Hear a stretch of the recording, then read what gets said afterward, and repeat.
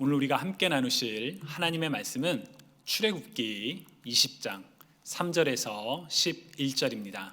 우리 함께 한 목소리로 같이 읽도록 하겠습니다.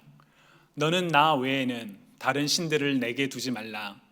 너를 위하여 새긴 우상을 만들지 말고 또 위로 하늘에 있는 것이나 아래로 땅에 있는 것이나 땅 아래 물속에 있는 것에 어떤 형상도 만들지 말며 그것들에게 절하지 말며 그것들을 섬기지 말라.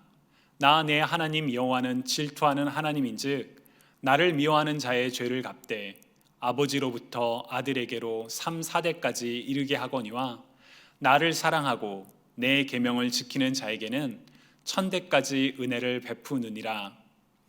너는 내 하나님 여호와의 이름을 망령되이 부르지 말라. 여호와는 그의 이름을 망령되게 부르는 자를 죄 없다 하지 아니하리라. 안식일을 기억하여 거룩하게 지키라. 엿새 동안은 힘써 내 모든 일을 행할 것이나 일곱째 날은 내 하나님 여호와의 안식일인즉 너나 내 아들이나 내 딸이나 내 남종이나 내 여종이나 내 가축이나 내 문 안에 머무는 객이라도 아무 일도 하지 말라. 이는 엿새 동안에 나 여호와가 하늘과 땅과 바다와 그 가운데 모든 것을 만들고 일곱째 날에 쉬었음이라. 그러므로 나 여호와가 안식일을 복되게 하여 그날을 거룩하게 하였느니라. 주님의 말씀입니다. 하나님 감사합니다. 아멘. 1월 6일은 바로 오늘은 교회력에서 주현절로 불리는 날입니다. 영어로는 이피파니라고도 불리는 그런 날인데요. 이 날은 예수님의 신성이 드러난 것을 기념하여 교회에서 지키는 절기입니다.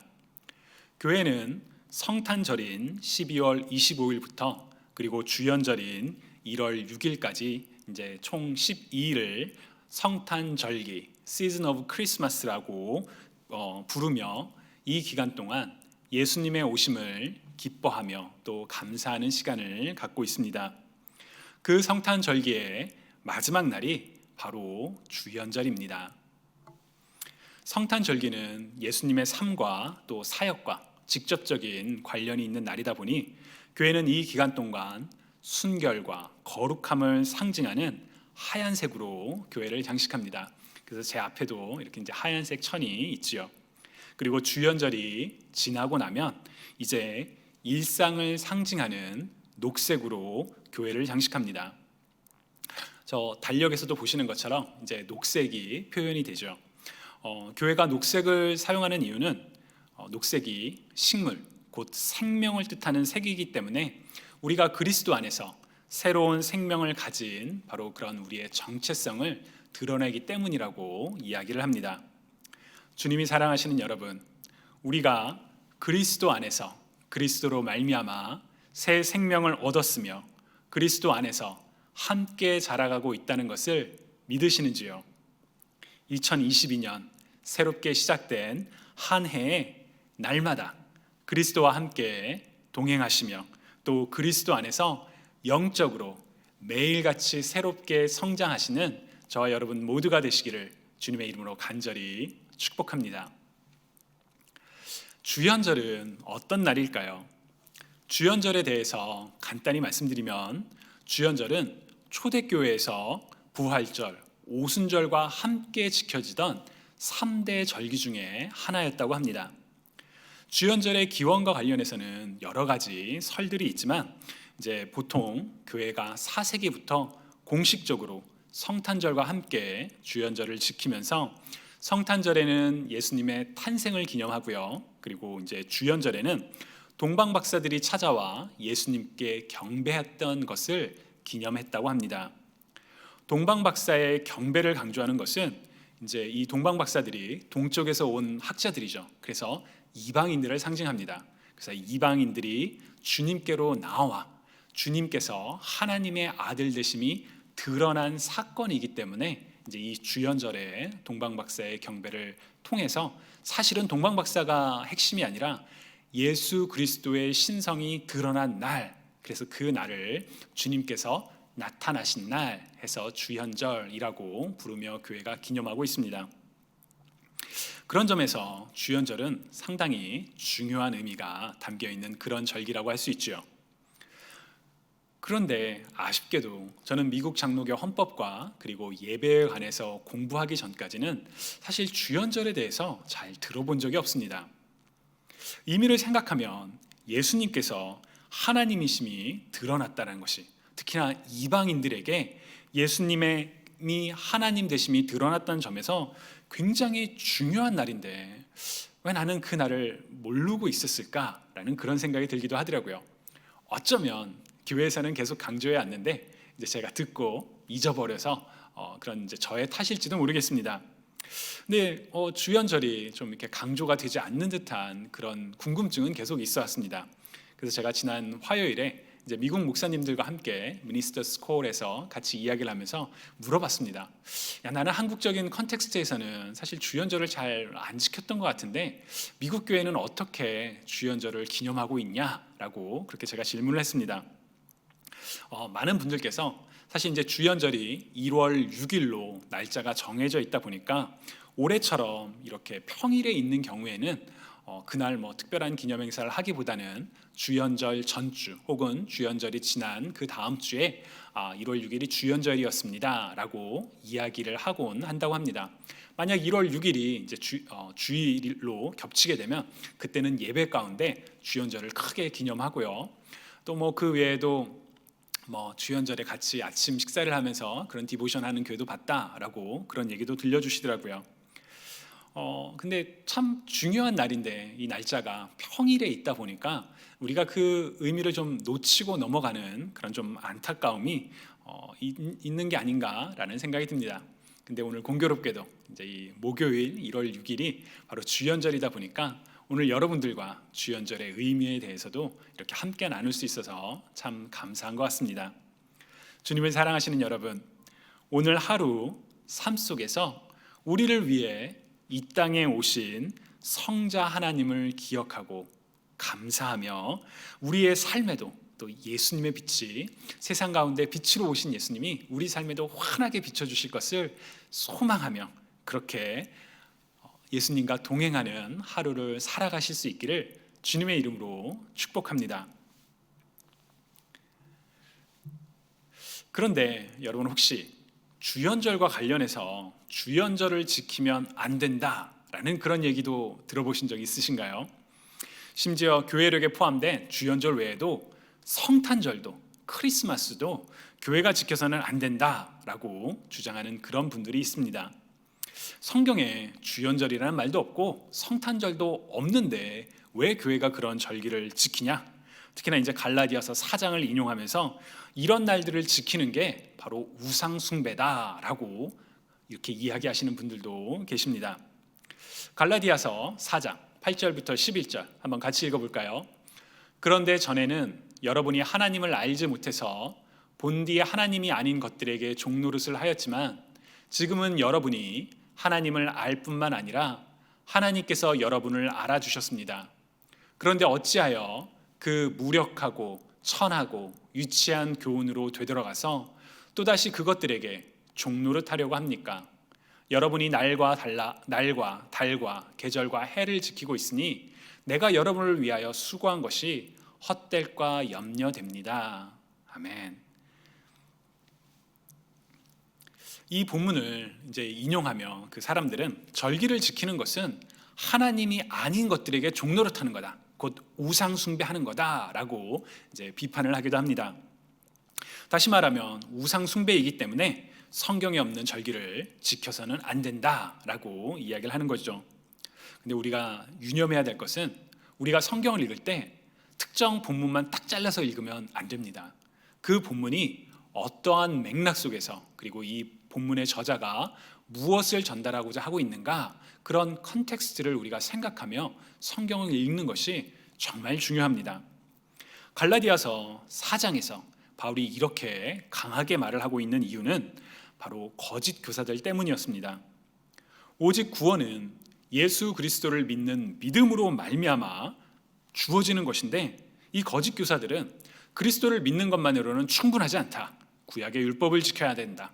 할례를 받아야 하고 구약에 있는 절기를 지켜야만 구원을 얻을 수 있다라는 그런 거짓 가르침을 전파하곤 했습니다. 그래서 바울은 이런 거짓 교사들의 말을 따르는 것이 바로 우상 숭배다. 그래서 그렇게 해서는 안 된다라고 질책하고 있는 것이지요. 자, 그렇다면 바울의 이 말을 오늘날 교회들이 지키는 절기에도 적용할 수가 있을까요? 아니, 그보다 더 근본적으로 도대체 우상 숭배는 무엇일까요? 오늘 우리는 출애굽기 20장에 기록된 10계명의 전반부 계명들을 함께 읽었었는데요. 첫 번째와 두 번째 계명이 사실 이 우상 숭배와 관련이 있는 계명들이죠. 오늘 우리가 이 출애굽기 말씀을 통해 우리가 경계해야 할 우상 숭배가 무엇인지를 함께 살펴보고 또 주연절과 같은 절기를 어떻게 하면 건강한 그리고 성경적인 관점으로 바라볼 수 있을까라는 그런 주제에 대해서 오늘 함께 말씀을 나누고자 합니다. 우선 10계명과 관련해서 우리가 기억해야 할 것이 하나 있는데 바로 10계명은 언약이라는 사실입니다. 비록 10계명에는 무엇을 해라 또 하지 말라라는 그런 명령들이 담겨 있지만 사실 명령 이전에 하나님과 하나님의 백성이 맺은 언약이 바로 이 10계명 안에 담겨 있습니다. 학자들은 출애굽기 19장과 20장의 그 내용을 함께 정말 컨텍스트와 함께 주목하면서 이 10계명은 당시 고대 근동 지역에서 행해지던 조약의 형태와 유사하다라는 것을 이야기합니다. 예를 들어 출애굽기 19장 4절을 보면 하나님께서 내가 애굽 사람들에게 어떻게 행하였음과 어떻게 독수리의 날개로 너희를 업어서 내게로 인도하였음을 너희가 보았다. 내가 너희들을 위하여 한 일이 무엇인지를 너네들이 보았다 라며 하나님께서 행하신 일을 다시 한번 이렇게 상기시켜 주십니다. 또한 출애굽기 20장을 보면 나는 너를 애굽 땅 종 되었던 집에서 인도하여 낸 너의 하나님 여호와다 라고 말씀하시면서 하나님께서 누구이신지를 분명하게 말씀해 주시지요. 이와 같은 형식들이 바로 고대 근동에서 맺어지는 조약의 형태와 유사하다고 합니다. 그러니까 조약을 맺을 때 내가 무슨 일을 했고 내가 누구고 그러니 이런 일들을 해야 한다라는 그 형태가 바로 이 10계명의 형태 안에 담겨 있다는 것이지요. 즉 하나님께서는 단순히 이것을 해라 혹은 이것을 하지 말라라는 그런 명령을 주신 것이 아니라 하나님과 이스라엘 민족 사이에 언약의 관계를 맺으시면서 그들로 하여금 하나님의 백성으로 거룩하게 살아갈 수 있도록 지침을 주신 것이 바로 10계명이라는 것입니다. 그래서 10계명은 계명이지만 언약입니다. 저는 10계명을 비롯하여 하나님께서 우리에게 주신 그런 계명들이 인생의 매뉴얼과 같다라는 생각을 종종 하곤 합니다. 어떻게 하면 우리가 더 잘 살아갈 수 있을지, 사실 웰빙이 사람들에게 굉장히 큰 키워드 중에 하나잖아요. 우리가 어떻게 세상 가운데 정말 웰빙을 할 수 있을까요? 바로 그런 인생의 매뉴얼, 또한 하나님께서 기뻐하시는 거룩한 삶을 어떻게 하면 살아갈 수 있을지 가르쳐 주신 것이 바로 계명이라고 믿습니다. 여러분 혹시 새로운 전자제품, 그것이 TV가 됐든 전화기가 됐든 그런 거 사실 때 사용 설명서 꼼꼼하게 보시나요? 사실 이제 새로운 물건을 사면 우와 이 새로운 물건 빨리 켜봐야지 해서 막 그렇게 급하게 키느라 설명서는 좀 뒷전이 되는 경우가 있곤 한데 저도 좀 그런 경우가 있지만 저는 사실 이 사용 설명서를 좀 꼼꼼히 읽어보려고 노력을 하곤 합니다. 먼저 제품을 켜보고 난 뒤에서라도 이제 그걸 읽어보려고 하는데요. 왜냐하면 이 설명서를 통해서 이 제품을 이렇게 사용할 수 있구나, 이런 것들은 하면 안 되는구나, 그런 내용들을 설명서를 통해서 배울 수가 있거든요. 즉, 그 제품을 정말 잘 사용할 수 있는 방법, 매뉴얼을 읽어야지만 알 수 있습니다. 인생을 잘 살아가는 방법, 인생을 하나님께서 기뻐하시는 거룩한 삶으로 살아가는 방법, 인생의 매뉴얼이 바로 우리에게 주어진 계명이고 또 성경입니다. 다만 우리는 때때로 이 규율을 거부하고 싶을 때가 있죠. 누군가가 내 삶을 구속하고 야 이거 해 이거 하지 마라는 그런 말에 굉장히 부담감을 느끼고 난 내가 하고 싶은 대로 할 거야 라는 그런 마음이 우리 안에 들 때도 있습니다. 그러나 사실 우리가 살아가는 세상에는 이 규칙이 우리로 하여금 진정한 자유를 누리게 하는 그런 바운더리, 경계가 되기도 합니다. 가장 대표적인 예가 도로의 신호등이라고 할 수 있습니다. 여러분 가끔 자동차 운전하시다 보면 이제 도로의 신호등이 특히나 교차로에서 노란불로 깜빡깜빡일 때가 있죠. 녹색불과 빨간색불이 나오는 게 아니라 이제 고장이 나서 그렇게 노란불로 깜빡깜빡일 때가 있습니다. 평소라면 그 사거리를 오갈 때 신호등의 신호를 따라서 녹색불일 때는 엑셀레이터를 밟아서 지나가고 빨간불일 때는 멈추고 그러는데, 근데 이 노란불이 전멸돼서 신호등이 고장나면 그 사거리 지나가실 때 여러분 긴장되지 않으시나요? 저는 솔직히 되게 긴장이 됩니다. 이렇게 주변을 보면서 천천히 가지만 행여나 저 차가 와서 나를 이렇게 사고가 나면 어떡하나. 사실 이제 디펜시브 이 드라이빙이 굉장히 좀 중요하잖아요. 그래서 그 신호등이 전멸일 때 좀 되게 긴장을 하며 지나가곤 합니다.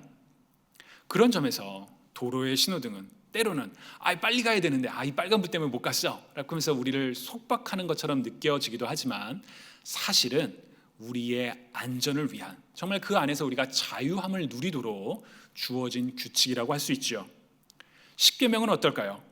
하나님께서는 사람들로 하여금 하나님의 소유로, 세상 가운데 제사장 나라로, 또 거룩한 백성으로 살아갈 수 있도록 우리에게 계명을 주시고 우리와 언약을 맺으셨습니다. 그 계명들을 지킴으로 말미암아 우리는 하나님의 언약 안에 거하고, 그 언약 안에서 우리는 참된 자유와 복을 경험할 수 있게 된 것이지요. 또한 이집트에서 종노릇하던 이스라엘 백성들을 구원하여 하나님의 백성으로 참된 자유함을 살아갈 수 있도록 우리에게 계명을 주셨습니다. 따라서 우리는 십계명 혹은 이 계명이라는 혹은 율법이라는 그런 단어를 들을 때마다 이거는 내가 해야 하는 것, 이건 하지 말아야 하는 것, 그래서 내가 나를 억압하는, 그렇게 생각할 것이 아니라 이 계명을 통하여 하나님께서 우리에게 바라시는 삶의 모습을 깨닫고 그 말씀대로 살아가야만 합니다. 안타깝게도 이스라엘 백성들은 이것을 잘 하지 못했습니다. 그들은 문자적으로 계명을 지키지 못했던 그런 적이 있습니다. 예를 들어 우상을 만들지 말아야 하지만 모세가 잠시 자리를 비운 그 틈에 금으로 송아지를 만들어서 그 우상을 숭배하는 그런 모습이 나타나기도 하죠. 또한 이스라엘 민족들은 이제 우리 지난주에 나눴던 만나와 같은 그런 다양한 영적인 훈련을 통해 계명을 지키는 것의 중요성을 배웠지만, 정작 율법의 정신은 잊어버리고 율법의 형식만을 쫓아서 본질을 잊어버리고 외형에만 갇혀서 문자적으로만 계명을 지키는 그런 일도 이스라엘 민족 가운데 일어납니다. 마가복음 2장 27절에서 예수님께서는 분명하게 말씀하시지요.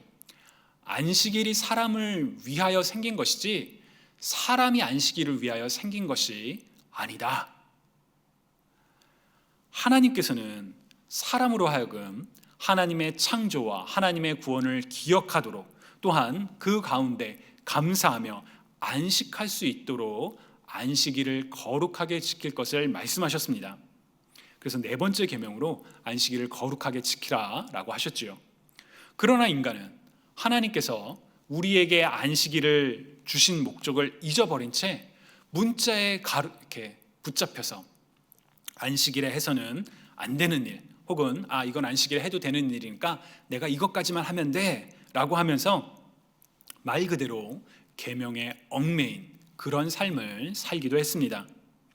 자유하도록 안식할 수 있도록 주셨던 계명이 하나님의 뜻을 알지 못하는 사람들의 무지로 인하여 오히려 사람을 얽매이게 하는 그런 굴레가 되었던 것이지요. 그렇기에 우리는 더더욱 우리에게 계명을 주신 이유, 계명을 통해 우리가 어떻게 자유를 누리며 또 하나님께서 기뻐하시는 삶을 살아갈 수 있을지를 분별해야만 합니다. 하나님께서는 유일하신 하나님만을 섬길 것을 첫 번째 계명으로 주시고, 이어서 두 번째 계명으로 우상 숭배를 금지하셨습니다. 사실 첫 번째 계명과 두 번째 계명은 두 개로 나눠진 계명이지만 그런 점에서 굉장히 밀접하게 연관되어 있는 계명이기도 합니다. 첫 번째 계명 뭐죠?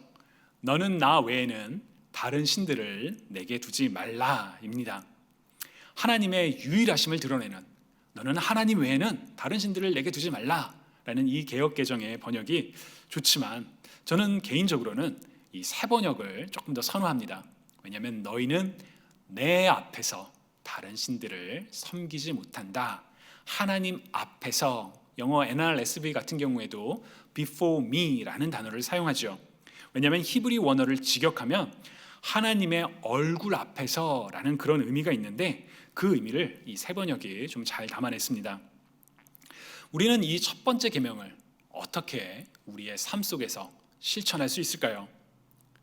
사실 계명을 아는 것만으로는 중요하진 않죠. 이 계명을 어떻게 실천할 수 있을까? 이게 굉장히 우리 삶의 중요한 부분인데요. 예수님께서는 가장 큰 계명 두 가지를 말씀하시면서 십계명을 하나님을 향한 사랑과 이웃을 향한 사랑으로 두 가지로 이렇게 정리하셨죠. 하나님을 우리의 마음과 뜻과 힘을 다하여 사랑하는 것이 가장 큰 첫 번째 계명인데 그것을 어떻게 할 수 있을까? 바로 그 가장 대표적인 표현 중에 하나가 하나님 앞에서 다른 신들을 두지 않는 삶을 가리킵니다. 하나님을 예배하는 우리 중 어느 누구도 우상을 의도적으로 섬기는 사람은 아무도 없을 겁니다. 그런 분들은 안 계실 거예요. 그럼에도 우리가 이 첫 번째 계명을 볼 때마다 주목해야 되는 표현은 하나님 앞에서라는 이 표현입니다. 우리는 언제 하나님 앞에서 살아가게 되나요? 언제 서게 되나요? 우리가 하나님을 예배하기 위해 교회 건물에 모일 때인가요? 집에서 온라인으로 하나님께 예배드리기 위해 그 자리에 앉아 계실 때 우리가 그때 하나님 앞에서 서게 되는 때일까요? 그때도 하나님 앞에서 서는 때이지만 사실은 우리가 살아가는 모든 순간이 바로 하나님 앞에서 살아가는 순간입니다. 하나님께서는 온 세상을, 온 만물을 주관하고 다스리시며 우리의 모든 것을 알고 계시기에 사실 우리의 1분 1초 모든 순간이 하나님 앞에서의 삶이라고 할 수 있습니다. 그래서 우리 그리스도인들이 좋아하는 단어가 바로 코람데오, 하나님 앞에서의 삶, 이 표현이 있죠. 문제는 우리가 그러한 사실을 알면서도 잊어버리고 살아갈 때가 있다는 것입니다. 평소에는 하나님보다 다른 것들을 더 많이 생각하고 더 우선시하고 그렇게 살아갈 때가 여러분 혹시 있지는 않으셨나요? 주님을 사랑하시는 여러분, 매 삶의 순간마다 하나님 앞에서, 우리가 바로 지금 하나님 앞에서, 내가 비록 혼자 스크린을 바라보고 있다 할지라도 이 순간이 하나님 앞에서 살아가고 있다는 것을 기억하며 살아가실 수 있기를 축복합니다. 다른 그 어떤 무엇보다도 하나님을 먼저 섬기시는, 하나님만을 바라보며 살아가는 저와 여러분 모두가 되실 수 있기를 주님의 이름으로 간절히 축원합니다. 두 번째 계명은 언뜻 보면 우상을 만들지 않는 것이, 그렇게 이제 새겨진 눈에 드러나는 우상을 섬기지 않는 것이 바로 두 번째 계명이구나. 우상을 만들면 안 되겠구나라고 생각할 수가 있습니다. 사실 우리 사람은 뭔가 눈에 보여야지만, 내 손에 쥐어야지만 그런 좀 안도감이 드는 그런 연약한 믿음이 있기 때문에 우리는 눈에 보이는 무언가를 찾을 때가 있습니다.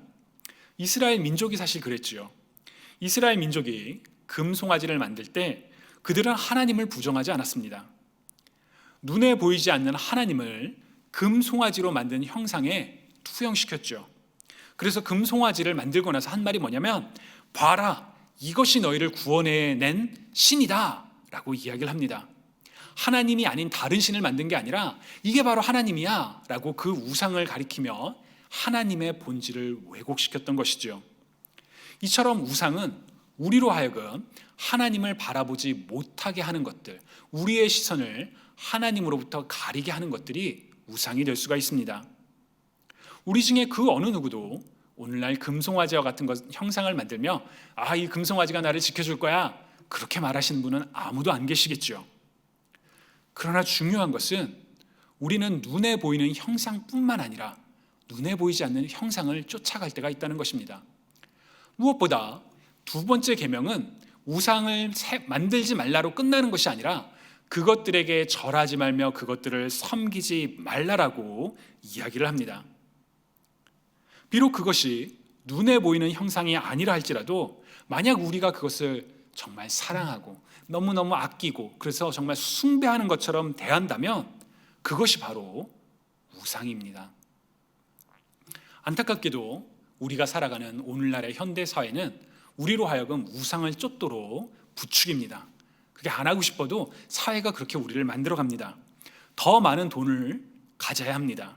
더 많은 명성을 가져야 합니다. 지위를 가져야 합니다. 권력을 가져야 합니다. 건강을 가져야 합니다. 관계를 세워야 합니다. 라는 그런 많은 것들을 가져야만 행복한 것처럼 우리들에게 이야기를 합니다. 하나님 앞에서 살아가는 우리들에게 만약 그 어떤 것이라도 하나님보다 더 사랑하며 섬기는 것들이 있다면 우리는 그것이 우상이라는 것을 인식하며 단호하게 끊어야만 합니다. 주님이 사랑하시는 여러분, 우상을 여러분들의 삶 가운데 단호하게 끊어내실 수 있기를 주님의 이름으로 축복합니다. 자, 그렇다면 우리가 설교를 시작하며 처음 나눴던 질문이죠. 왜 어떤 사람들은 주연절과 같은 절기를 지키는 것이 우상 숭배에 해당한다라고 말을 하는 것일까요? 사실 그게 정말 우상 숭배가 될 때도 있기 때문입니다. 절기를 지킴으로써 하나님을 바라보는 것이 아니라 절기를 지키는 것 자체에 만족을 느끼고 그로 인해 내가 오늘 또 이 절기를 잘 지켰어 라고 스스로 의롭게 여긴다면 그것은 우상 숭배와 다를 바가 없습니다. 하나님 앞에서 하나님보다 절기를 더 지키는 행위 그 자체를 숭배하고 있기 때문입니다. 교회사를 돌이켜보면 그런 일들이 종종 일어나곤 했었습니다. 예를 들어 이제 사순절, 주연절이 끝나고 나면 사순절이 돌아오는데요. 주연절 절기가, 왜냐하면 이제 주연절은 하루고 그 이후에 오디너리 이 타임을 가지고 난 다음에 그 다음 제 수요일부터 이제 그 사순절이 시작하는데요. 그 사순절 금식과 관련하여 사순절에 옛날 교회에서 이제 막 금식을 했었죠. 그래서 사람들은 금식을 통해서 예수님의 고난을 기억하고 내 삶을 돌아보며 참여하는 그런 시간을 갖곤 했습니다. 문제는 그 사순절 금식이 금식 자체가 목적이 되어버린 때가 나타났다는 점입니다. 그래서 종교개혁자들은 사순절 금식을 하지 말아야 한다라고 주장하기까지 했습니다. 그리고 이것이 안타깝게도 더 와전돼서 사순절 자체를 지키면 안 된다라고 주장하는 그런 사람들도 있고요. 우리는 항상 본질이 무엇인지 주목해야 합니다. 하나님께서 우리를 속박하기 위해서, 가두기 위해서 십계명을 주신 것이 아니라 우리로 하여금 하나님의 백성으로 자유를 누리도록 거룩한 삶을 살아갈 수 있도록 언약을 맺으시며 주신 말씀이 바로 십계명이라는 것을 우리가 기억해야 합니다. 그래서 문자적인 해석을 넘어서 하나님의 뜻을 따라 계명을 오늘의 삶 속에서 실천하는 것이 정말 중요하지요. 절기는 어떨까요?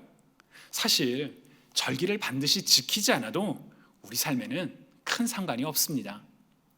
오늘이 주연절이라는 것을 모르고 지나간다고 해서 하나님께서 어떻게 너네가 주연절을 지키지 않을 수가 있냐? 그러면 안 돼. 그렇게 말씀하지 않으십니다. 다만 교회 공동체가 절기를 지키는 것은 그 절기를 지키는 과정을 통하여 하나님께서 누구시며 하나님께서 우리의 삶 가운데 어떠한 일을 행하셨는지를 기억하기 위함입니다. 주연절을 지킴으로써 예수님께서 이 땅 가운데 빛으로 오셨고 이방인들 가운데 하나님의 아들이심을, 하나님이심을 드러내셨다라는 그 사실을 생각하며 우리는 이 땅에 오신 예수님을 더 생각하고 감사할 수 있는 것이지요.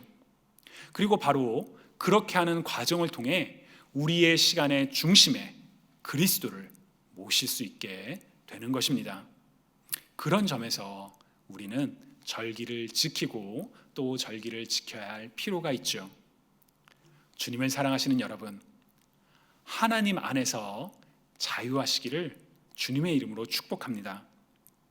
계명을 통하여 우리와 언약을 맺으신 하나님을 기억하며 감사하며 예수 그리스도의 피로 세워진 새 언약 가운데 자유함을 누리실 수 있도록 주님의 이름으로 축복합니다. 특별히 주님의 주님 되심을 기억하는 이 주연절에 우리의 삶에 빛으로 오신 예수님을 기억하고 감사하며 경배하며, 그래서 오늘 하루도 하나님 앞에서 승리하는 삶을 살아가는 저와 여러분 모두가 되시기를 주님의 이름으로 간절히 축복합니다. 오늘 우리에게 주신 말씀을 생각하며 우리 함께 기도드리시겠습니다. 사랑의 하나님, 우리를 위하여 이 땅 가운데 빛으로 오신, 이 땅 가운데 오신 하나님의 아들을 우리가 기억하며 감사합니다.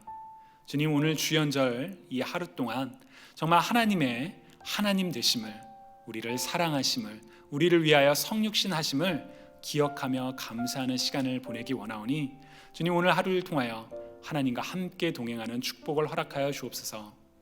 하나님 또한 우리에게 언약을 주신, 계명을 주신 하나님의 사랑을 기억하며 정말 주님의 언약 안에서 자유함과 기쁨과 감사함과, 그래서 세상 가운데 거룩한 삶을 살아가는 하나님의 자녀가 될 수 있도록 주님 우리를 지켜주시고 또한 보호하여 주옵소서. 감사드리며 살아계신 예수 그리스도의 이름으로 기도드립니다. 아멘.